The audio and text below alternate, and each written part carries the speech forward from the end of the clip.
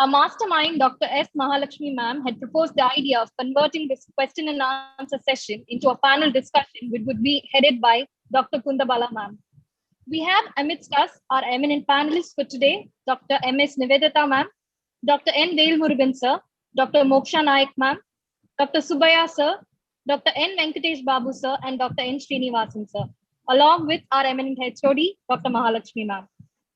Dr. Kundabala Mala ma'am is a professor of Department of Conservative Dentistry and Endodontics from Manipal Dental College, Bangalore. She is an alumni of GDCRI, Bangalore.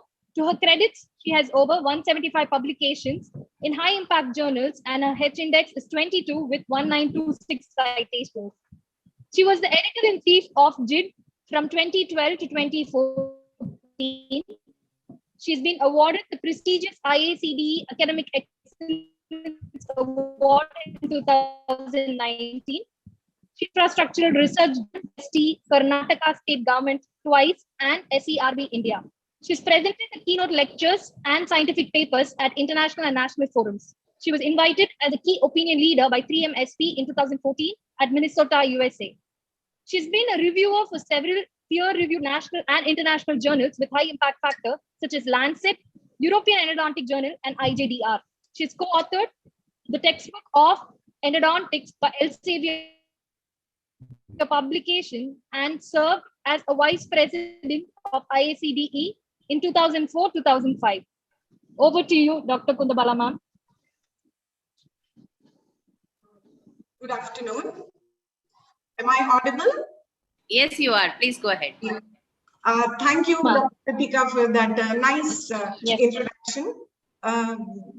At the outset, I would like to thank Dr. Mahalakshmi and Dr. Rajkumar and entire team for organizing such wonderful program, which will help not only the postgraduate, even the faculty for conducting the systematic reviews, which are the need of hour. And I also thank them for making me part of this program as a panelist, because Ma, I think, thought I'm jobless, so better give her a job. And so she called me as a panelist. Actually, I'm not doing much work because it has already been done by both our speakers with their wonderful deliberations.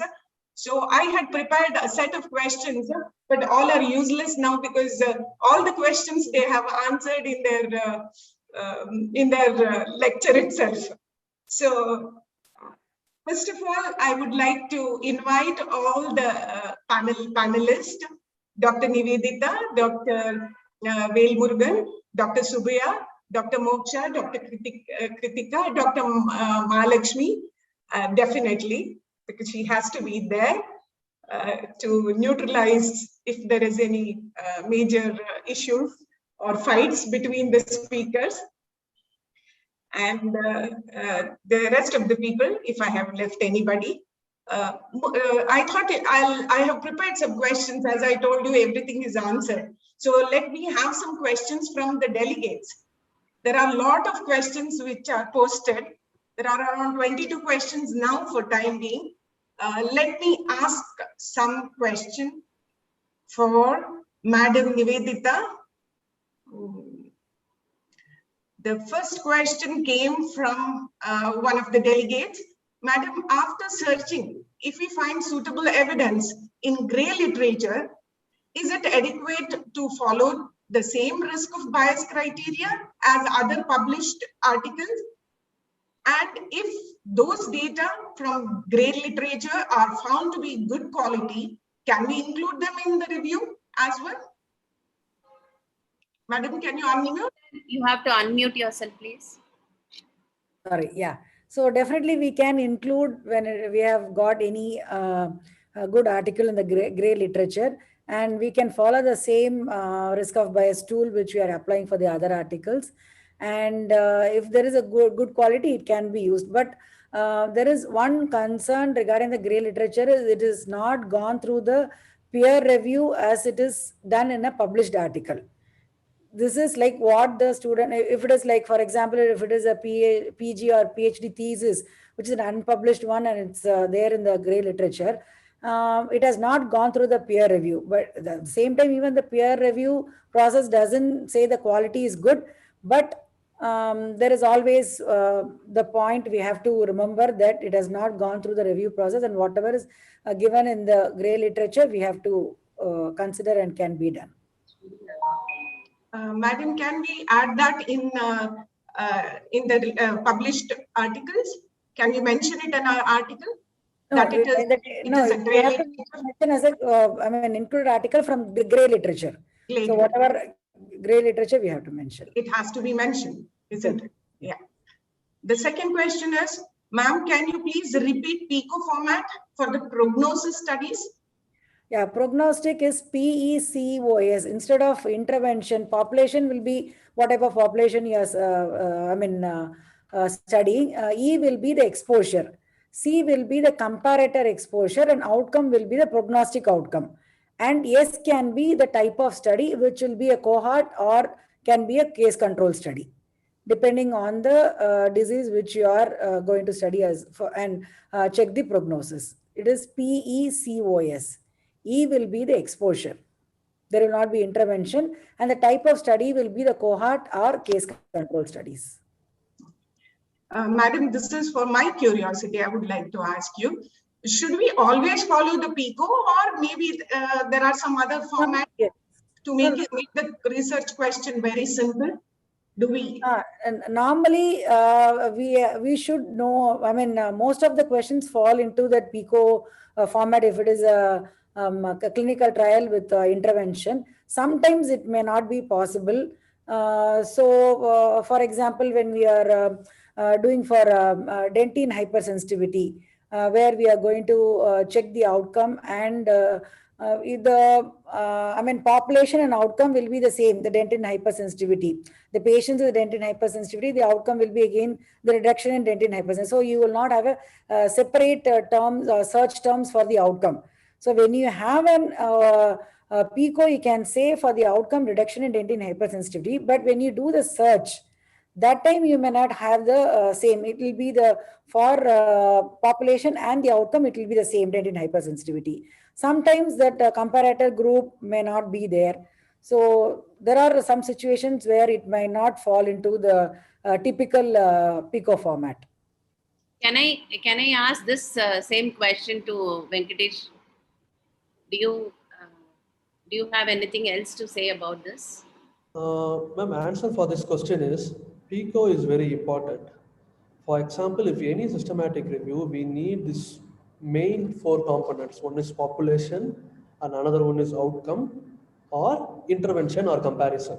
So for example, here sometimes we will be having 2 compound or 2 drugs. So we can compare that, or else you have to stick on to at least one intervention or exposure. So that is what Nivedita ma'am also told today. So this 3 component is 100% is mandatory to frame your research question. If one component is missing, means that it's not a proper research question. So obviously you will fail in that part itself. Thank you. Thank you very much for the enlightenment and clearing the doubts regarding the PICO. How to get the ethical approval for an independent researcher from private practice? Madam, can you answer? Getting ethical approval from the clinic is difficult. They can be attached to some university and get the approval. If it is like just a case report, I don't know, but if the private practice wants to do a clinical trial, part of the clinical trial, then the patient should be from the university where it has to go through the ethical approval and it has to be done. So maybe a case report can be done. I'm not sure about that, but for a clinical trial, it has to go through the ethical committee clearance, which can be done under the university setting. They can also approach the ethical committee of the nearby dental. For example, in dental college, if some dentist wants to do, they can approach the dental college. In fact, both myself and among the parents I know, Velmurugan is heading the ethical committee in their college. So they can come and apply as an independent clinician, and they will be assessed by the ethical committee and given the approval, and they can proceed and do the study. Both for There case is no- report and clinical trial? It applies to both case report and clinical trial. Obviously, yes, but when they want to do a clinical trial, they will always approach our institutions, and our ethical committee can assess. Need not be Yes. From our institute itself. They can be independent clinicians also. Yeah, in this context, I would like to ask one question. See, whenever you ask for ethical clearance, it has to be approved by the authority. You have to send it to the specified authority. In that, what is the designation you will give to the private practitioner? Private No. practitioner. When given Rikuchi publishes as private practitioner, if I'm right. Level Murugan? Yeah. And there are some local bodies also, those who can give Government ethical agents. clearance. Yeah, there are some. Government approved ethical bodies are there, who are private. They do not have, they are not attached to any institutions. They Exactly. also can give us ethical clearance. Yeah, there are some private parties which are available and they are registered. So if they are Yes, registered yes. practice, it is better to Yeah, get yes. it from them. So you don't have to actually attach to any institution as such. Or as Sir said, Subhaya said, I think you can include one of the, faculty from the institution, and through institution also you can get. Can apply. Yes, yes. So, ma'am, can you please explain a bit on extraction tool? Extraction, is it for the search or for the data extraction? Data extraction. So so data extraction, I have not used much of the available tools. I have normally used either, a simple Google form or, Word form or the Excel sheet. I have not used much of the extraction tools. Venkatesh Babu, can you just elaborate more on that? Yeah. I have used Zotero for search, but yeah, mentally in Zotero software you can use them. For example, if you use your keywords, for example, you are getting 1,000 papers in your PubMed, you have to transfer that into RIS format. So you have an option in a PubMed and most of the databases. Then you convert it into RIS format, you have to insert everything into the software, whatever software. So from that, it will sort it out. Your inclusion and everything, you can sort it out. Same way, you can remove duplicates also in that same manner. Zotero, For yes. example, if you are pulling 2 databases into that software, so it will show you what are all the papers is getting duplicated, so you can knock it out. Okay. If there are 2 studies of different author, but the study performed is almost the same with the same or different results, how do you include it in the systematic review? Is it totally different authors or it will be a group of authors with a different order? They are different studies, it has to be included. Both have Yes. to be included, and both data from both the studies have to be entered for the SR. If it is the same. The group one of example authors, what then I it showed can was be. data duplication. No, in fact, in that particular example, what I showed, only one author was the same. All the other authors were different, but we found the data to be exactly similar. So we had ethically, it's not correct. Let's not debate about that part. So it's complete duplication of the article. In fact, some of the words and text and this thing, everything was ditto. So there probably we'll have to be a little bit careful in taking. So I think probably the questioner misunderstood it. But if it is 2 different articles by 2 different institutions in 2 different journals, and the data, the result may be the same, but the data will be a little bit different. It can't be exactly the same in both this thing. So we'll have to include that type of this thing. Just because they are similar, we don't eliminate one. Okay. This is for Dr. Velmurugan. How to assess quality of oral health related quality of life studies, which are survey based, questionnaire based on patient perception? Yeah, I'm not having too much of experience in the quality articles, but I did try to cover that part also. So they look into the methodological rigor and scientific reasoning in these articles. But this thing is the data, the qualitative data can be converted to quantitative data and vice versa. So probably you have different tools for that, and we'll have to use that specific qualitative tool to assess the included articles. So, ma'am, can I have an Yes, answer? please, please, please, sir. Recently, the same topic has been published for systematic review. So the authors, whoever asked it down, they can see that paper. It published in Clinical Oral Investigation 2020. So what they did is they assessed the oral health quality of life before and after treatment of root canal treatment. So the tool they used is Newcastle-Ottawa scale, which little bit they have modified according to the nature of their study. So the person who asked the question, they can go and search the paper, and it will be helpful for them to follow the same methodology. Okay, thank you, sir. Thank you. And the similar question, another question, what about the in vitro studies about the risk of bias and critical appraisal? I can't hear you. Sir, The audio was cut. know how to go for the in vitro studies about the risk of bias and Yeah, there is a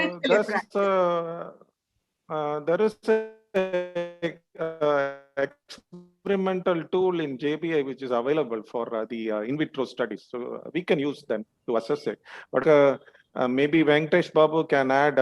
I have to tell you, mostly with this regards to clinical aspects, studies which are clinically based only get accepted. All the in vitro studies are sometimes looked upon by some journals. So if at all you have a clinical topic, go ahead and choose a clinical topic, because you will get a clinical judgment at the end of your SR. In vitro studies only if at all no clinical, I think Venkatesh Babu. yes, sir, Dr. Venkatesh Babu, can you just add on to Dr. Vail? See, as such, in today's thing, there is no extraordinary tool exclusively for laboratory-based studies. Especially coming to endodontics, each and every laboratory studies is completely different. For example, microbiology is different, cytotoxicity studies are different. So you have a lot of heterogeneity for those studies. So better to do is you can take up any tool, for example, risk of bias developed by Cochrane or JPA or whatever. So then they have to modify according to their nature of your study. So that will be better. So tomorrow in my lecture, I will be explaining about 2 to 3 minutes time how to modify about all those points. Any additional precautions to be taken while modification? Exactly, ma'am. You have to give a clear justification. Why are you removing few parameters? For example, few parameters you might be adding. So you have to justify why are you adding those parameters. That parameter should be related to that topic which we are doing. Exactly. For example, if it is a bond strength study, we have to see whether thermocycling has been done or not, or thermomechanical aging is done or not. That is more relevant. Like bond strength, they do at immediately or later. So the time period. So those things can be assessed. Venkatesh Babu, can that be added in the? Exactly. So as the content expert, you have to decide which is the key point. Depending on the topic, we have to decide. Exactly. So for that, according to that, you have to bring into that. For example, if you're doing some study in confocal, so 2 examiner has to visualize that. If one person has visualized, it means there is a bias. So for example, if it's a microbiology, CFU or anything, you need 2 persons for that. So like that, you have to customize according to your nature of your study. So that point has to be bring into the risk of bias tool. Providedly, we have to give justification in the discussion section. Wait, okay. Dr. Vail Murugan, what is the authenticity of the quality of unpublished data if we include it in systematic review? For example, RCT done by PG student, which is yet to be published, but the reviewer came to know about it by chance. No, I think the data should be available in at least one of the databases, or it should have been registered. So if at all they are going to pick it up from those authorized databases, then it's fine. But just by knowing from a friend, I don't think it can justify its inclusion. If it or is just by knowing that the neighboring college. Yeah, if it is a thesis, then it has to be in the university website, no? No, actually, strictly speaking, we have to put our thesis and the results in the university website. Then it's fine. Yes, from the university data it can be collected, isn't it? Yeah. And Madam, when registering for Prospero, before performing the systematic review, how is it possible to enter the field asked in Prospero? And some of the field we will come to know after performing the systematic review. How will you manage? So a basic search could have been done. Anyway, you would have, defined the eligibility criteria, and before this one basic search we would have done. Based on that, you can give. But it did not be the exact number. So later on, when you scrutinize and do the proper search, it will be well done. But you could have, we would have done a basic search, and based on that, we can register. Anything to add, Venkatesh, for Prospero? Yes, ma'am. The thing is, protocol is very, very, very important step, whether it's a clinical trial or systematic review. So what protocol means, so author has to do a preliminary literature search.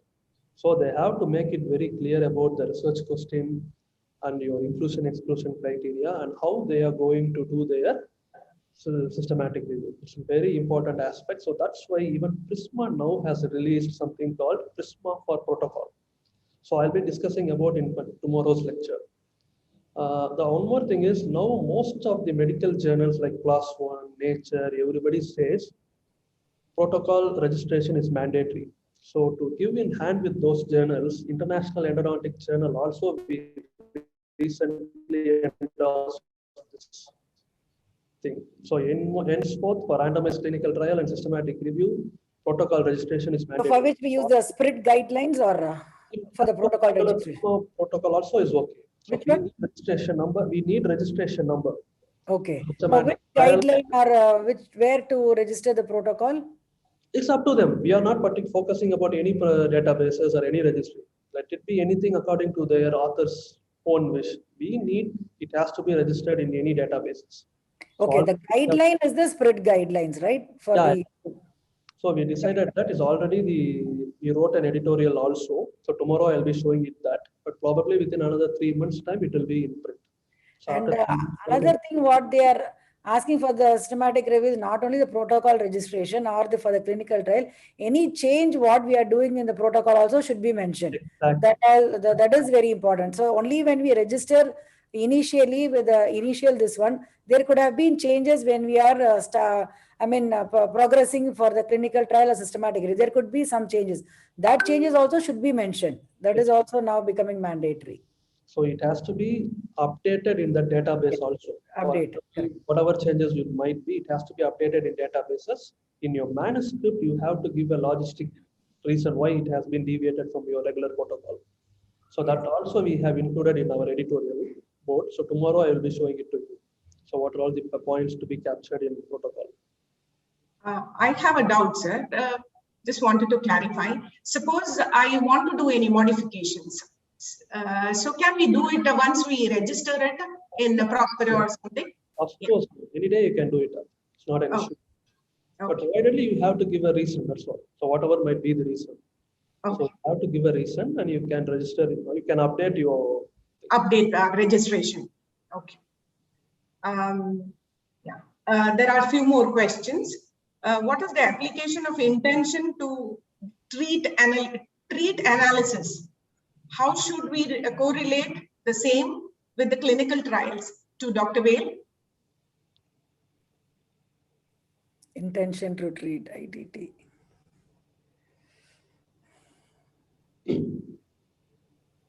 Dr. Vale Murugan, you're on mute.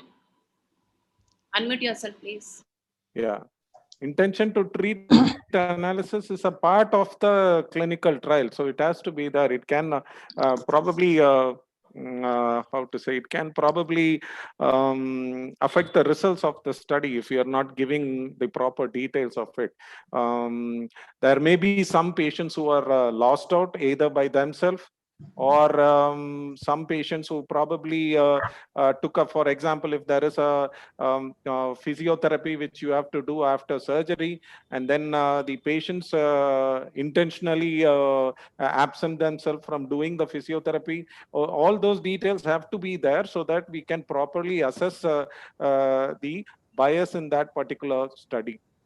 So whether the patient is adhering, or probably we were talking just a while ago, some change in the intervention, probably a drug which is changed because the new drug is toxic, then everything has to be recorded, and all of them have to be taken into account when we are judging the bias in the article, so that we get the overall assessment correctly. I think it will affect the results of the study. When there is loss to follow up or patient dropouts, that will, how we are analyzing the final result, how you treat the missing data. Is it correct, Venkatesh? How do you address the missing data? Can I add, ma'am? I think in this. Yeah, go yeah. ahead, Srini. Like to Srini. Yeah. Yes. Good morning, everyone. Actually, when you take some clinical studies, we consider randomized control trial as a gold standard because we are doing a process called randomization. Remember, this randomization is the integral part of a clinical trial, and it gives an unbiased estimate or unbiased comparison between the groups which are included in the trial. So randomization is must, and we need to preserve this randomization. As Dr. Velmurugan sir said, and even Nivedita ma'am also mentioned, there may be some dropouts or loss to follow up or miss outs in the studies, which leads to reduction in the number of samples between the control group and the treatment group.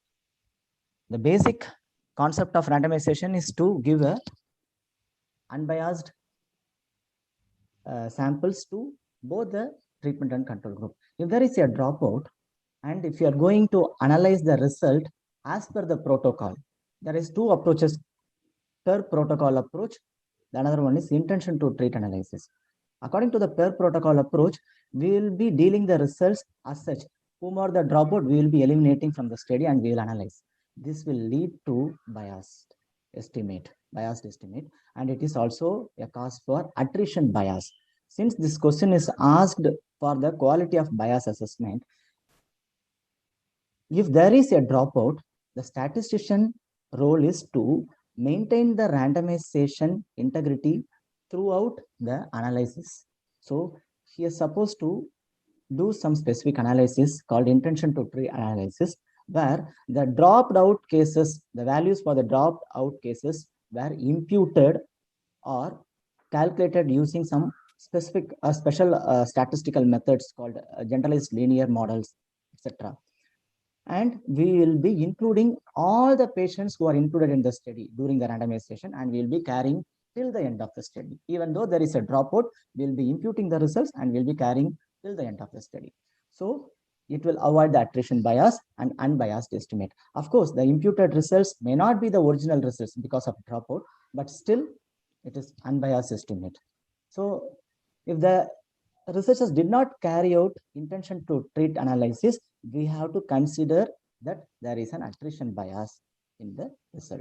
So the quality of the article is slightly compromised. I hope it's clear.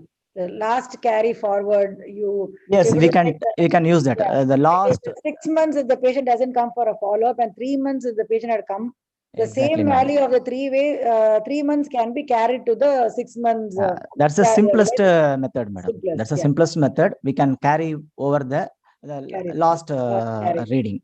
But it can't be done for all the situations. Yes, madam. Yeah, so the best thing is to do a modeling, statistical Yes. modeling. Okay. So that is the handling of the missing data. Exactly. Yes. It comes as a part of the ITT. There are several methods to impute the missing data. One is, as you said, the last value carried forward. This is a common method. Other methods are doing by statistical modeling. Okay. Yeah. So that is the role of statistician comes there. Yeah. Yes. But if you have to convert that into a clinical outcome, if you have to correlate it to clinical outcome, will it be, authentic? Can we use it for the clinical consideration? Being a clinician, I'm asking you. Can we extrapolate it to clinical situation? the Yes, madam. results of the studies? Actually, we will be computing the values based upon the particular missed out patient characteristics as well as the trend followed in the included samples. So we will be calculating based upon that is called the modeling, madam. So we will be deriving it. The model is called regression models, particularly to say. So we can derive that word. It may not be the accurate the same because the value we cannot compute because the patient is dropped out. So just to maintain the randomization integrity, we are doing this. There will be some errors.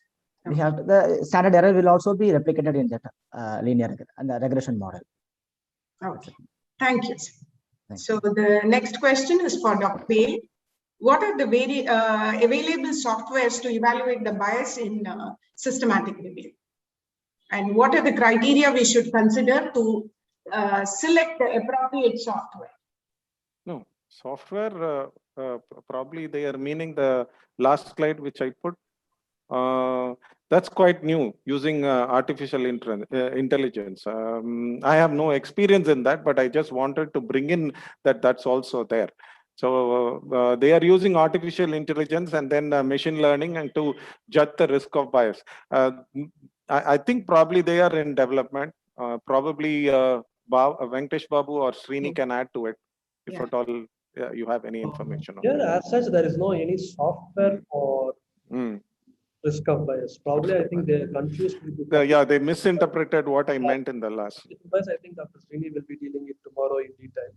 For risk of bias, only tools you have. Tools you have. JPA, It's not the software. Yeah. So how do you avoid not inclusion or missing of potential articles to be included in the review? How do you avoid not inclusion or missing of the potential articles to be included in the review? Proper search should be done. The search should be wide enough You have to balance to include all of sensitivity them. and specificity. You have to comprehensively search. At the same time, it should fit your eligibility criteria. The search should be more comprehensive. That's why we are recommending 2 persons have to do the search. So in case one person is missed out, so another person will be tapping it. So you recommend even the search strategies to be independently developed by the terms also independently developed by 2 reviewers. No, sir.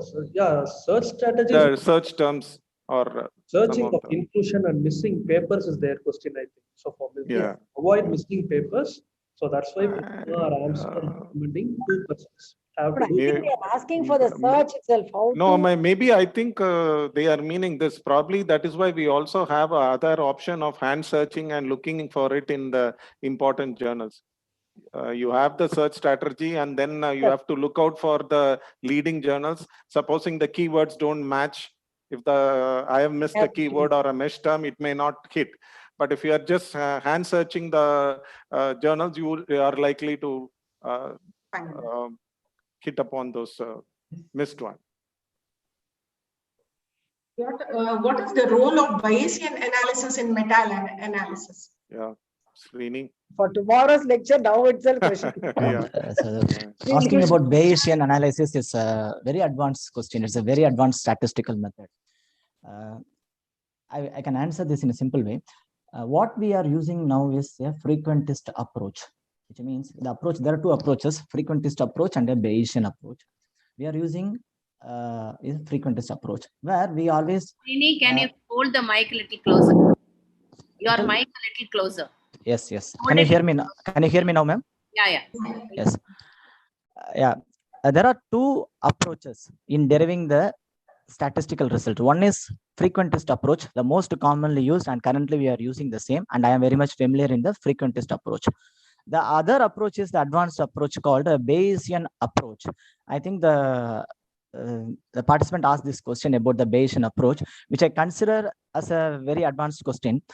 I don't have much idea about the Bayesian analysis, but what I can tell you is, in the frequentist approach, generally we set a null hypothesis that there is no difference between this and that, and we will impute the results and we will test the difference and finally the p-value, and we will accept the hypothesis or reject the null hypothesis based upon the probability value. Whereas in a Bayesian approach, it is more of practical approach. I can say it is about the researchers already existing a priori knowledge.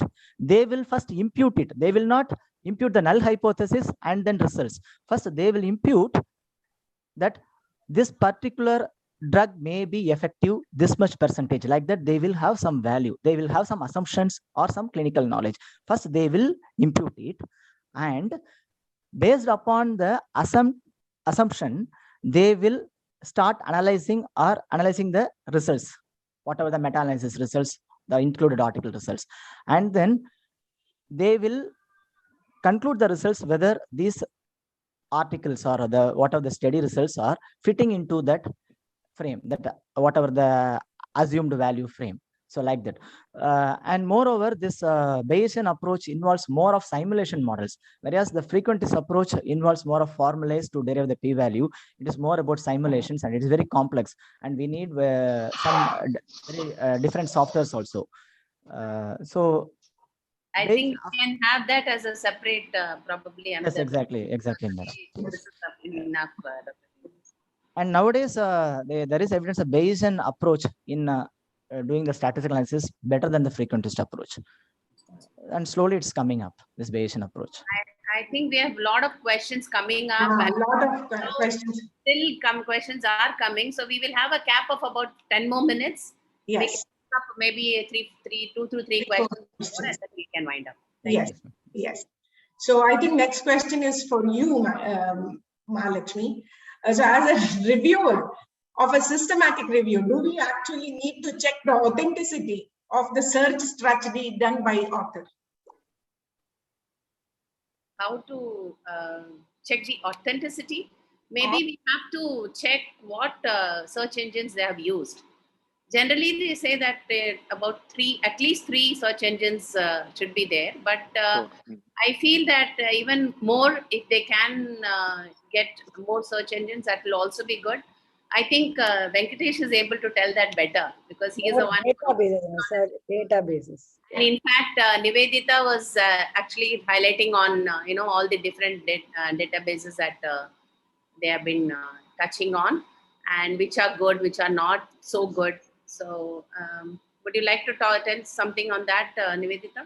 Yeah, it should be like previously it was like a minimum 2 or 3 databases. Now they say it can be more than that, and gray literature is emphasized more. And for the Prisma flowchart, as I explained, it should be like you have to mention from each database how many you got. I mean, from the search strategy, how many you retrieved and how many duplicates you removed. It's not just on the whole, you say from all the databases 600. It is like from PubMed 400, from Scopus, from Web of Science, from Gray Literature, from Cochrane. Like you have to mention the database and the number of records you got after doing the search. And then you have to say like how many duplicates were removed and how many included after the screening. So for most of the researchers who are here in India, there is so much, they have so much difficulty in accessing these databases. Like, for example, Scopus, Web of Science, Embase, all these are, most of the universities are not subscribing to that. PubMed, Cochrane can be done, ma'am. And Gray Scopus Literature is difficult. PubMed. Scopus, yeah. Scopus now we have in our institution. Web of Science. All these, most of the universities do not have it. So it becomes a little difficult to tell the students, okay, you have to have this many search engines and do it. So we don't know where to draw the line or tell what to do about it. Any of the speakers or moderators have anything to say about this? And the reviewer can always reject if he is not competent enough. We can reject, and the editor can send it to person who's who's good at systematic review, so that it's easier for. I think the reviewer also does the search many a times. Is it not, Venkatesh Babu? They use our terms. If we are, I think that's what the questioner wanted to know. How do you check the authenticity? they run the search themselves and then they come up with the answer, and it has to be less than 5% change in the number. So they actually run a search with our search terms, and they find out whether what we have done is correct or not. Because we have to mention the date till which month, or at least the month and year till when we searched, because that draws the line. If you mention July 2020, okay. So if some article is published in August or September, then you are safe. You can say I've mentioned as July. When you are mentioning the search, you have to mention the month and the year at least, saying till when you have searched. And the search finally, when you are giving this, give the report, it should be actually reproducible, or it should be repeated. You should get the same when some other person also uses the same words and do the search. So that, as Velmurugan says, the reviewer might check that. They are checking it. Yeah. I think Venkatesh Babu can vouch for it. Well, that's the reviewer job, sir. Of course. Yeah, they are checking it. They are checking. No doubt about it. They are checking it, and they have separate persons also to check. Should we continue, Dr. Mahalakshmi, or can we transfer all the questions tomorrow for tomorrow's? Yeah, we can do that. Maybe one final question if you want to ask. Yeah. Or you could ask the moderators to ask one question each, so that they can write the session. Moksha, you have one question to ask, you can, and Dr. Subbaiah can ask one and finish off this session. Oh, okay. This is a rapid fire. Otherwise, no, finale. We are unable to search in Scopus or Web of Science. So can PubMed, Cochrane, or Google Scholar be sufficient?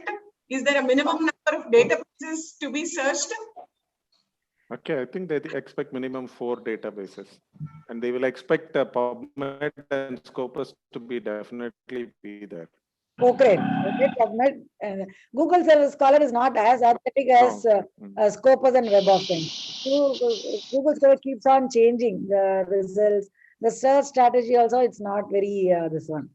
Scopus and Web of Science, okay, that can be done. Yeah, actually, many of them would have been inspired by both of you to start a systematic review. So where do they start, and where do they start, initiate with the research question, or, you know? Normally in our college, as I said, we start with one clinical topic. Like the student has to do for the PG thesis or dissertation, they have to do a clinical trial. So they come up with, for example, a lot of them do different type, use different intracanal medicaments, or whether, the post-operative pain, or when they are using an intracanal medicament, some antibacterial efficacy or something like that.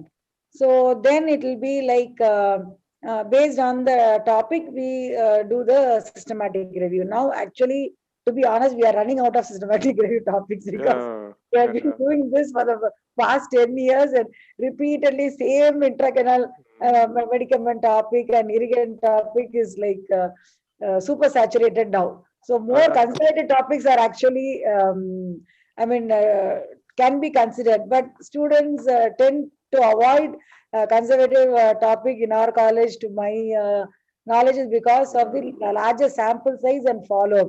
For example, suggestion. Probably instead of giving SR to each and every postgraduate, you can just probably have 2 teams. And just now the previous question was regarding the number of database. To begin with, they can just do the search on 2 databases. PubMed is free. They can just one more do. They can make a beginning, and then once they get the feel of it, then you can give the actual topic. And this is my personal opinion. You can differ. I think with one person doing and one guide doing it, it's quite a lot of work. So probably we can divide them into 2 teams, start, and then once they are in the group, probably in the second year and the final year, they can go ahead and do. Yeah, that is why we appreciate the postgraduate. And they were asking about, if you are asking about which is the ideal time to do this is the ideal time to do, because everywhere your research labs are closed. You cannot even do experimental studies. Patients are less. So this is the right time for you to do a SR. Yes, correct. I think Dr. Vail is doing management strategies too, you know. Oh, no, ma'am. I'm quite new to the blog compared to all the other speakers. And I've learned it only, I have to thank COVID. So all the SRs, what we did were last year. But we worked day and night for it. We have to appreciate you both for doing so many and publishing so many and becoming an inspiration for all of us. You have made the full use of COVID. Yes. Okay, I think we can wind up the session now. Yeah, there's one final question which is very interesting. Yeah. Okay, fine. Yeah. Why is that even good stand-alone case reports are not rated low in hierarchy? For example, a new method or material in a procedure of cardio or neuro gets focused because it is not ethical to ask for more such procedures. So this applies to dentistry too, as each case is unique in and different. For example, a dental trauma management, no two teeth or patients can get injured in the same way. So why the method or resource setting, which are totally different in each case, is not valued? That is why we are doing a SR, a badly done randomized clinical trial. You can actually find out that it is not properly done and you can downgrade the evidence. I think tomorrow Bob will be talking about grading of evidence. And we have never said that the case report and case series are not, they are the first level of evidence, or they form the basis for hypothesis for future trials. So it is just that earlier, to simplify matters, they have said this particular study design has got a lower level of evidence, but you can add on to it. So it's never said you cannot consider that as an evidence.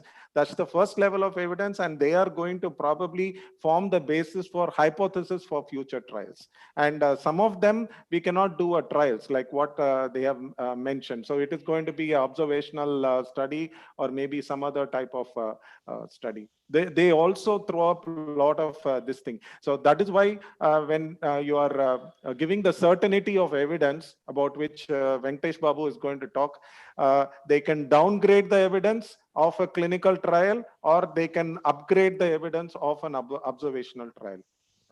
You want to add on that, Bob? Ma'am, one more thing. As we all know, that is one of the lacunae in case report, because there are high level of chances of getting biased.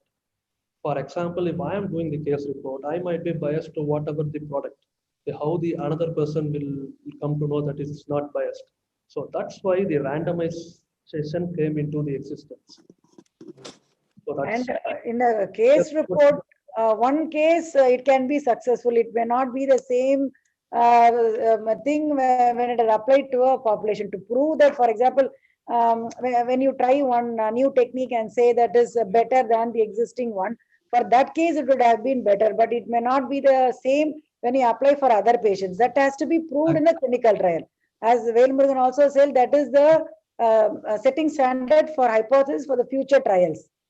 So, but just yes, generalizability is not. Just with one case, we cannot, the evidence is not enough to say that is a better technique or better drug or whatever intervention. So that has to be proved.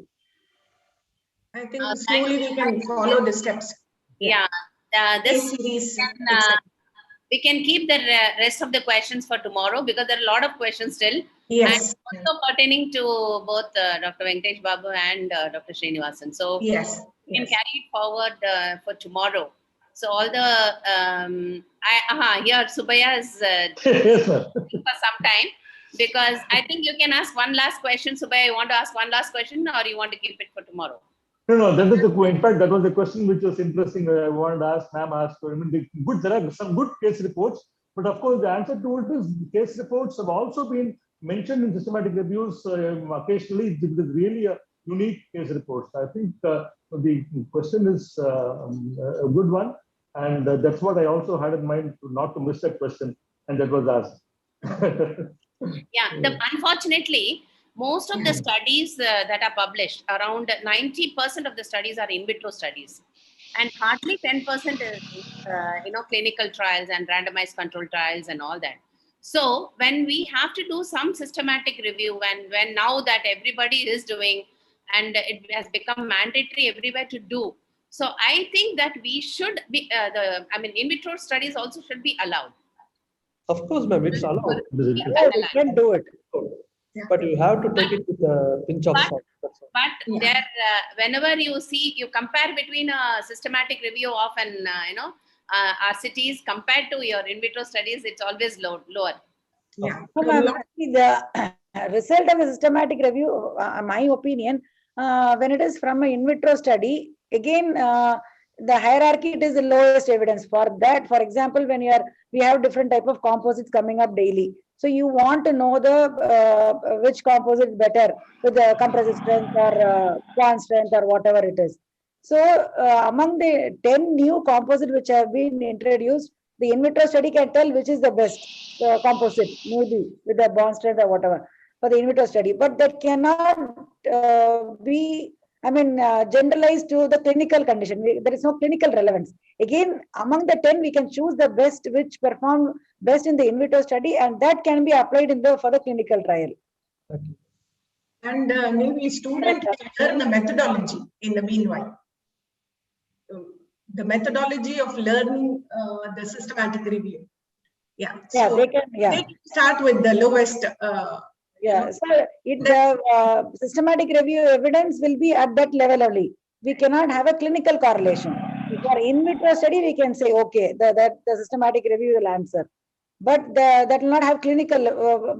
For example, when you do a systematic review on composite and say among the 10, this composite had a better bond strength, that does not have clinical relevance, saying that clinically it will have a better bonding. That will not apply.